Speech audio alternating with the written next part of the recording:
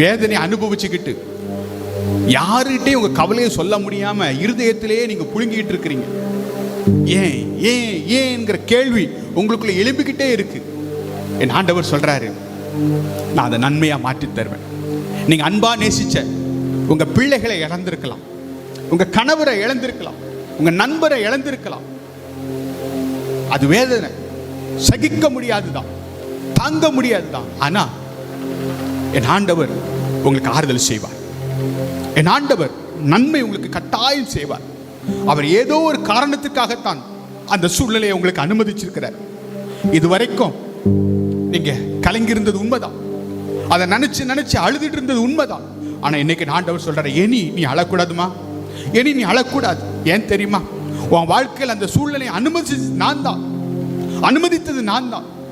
இனி வரும் காலங்களில் நான் உன்னை சந்தோஷமாய் நிரப்ப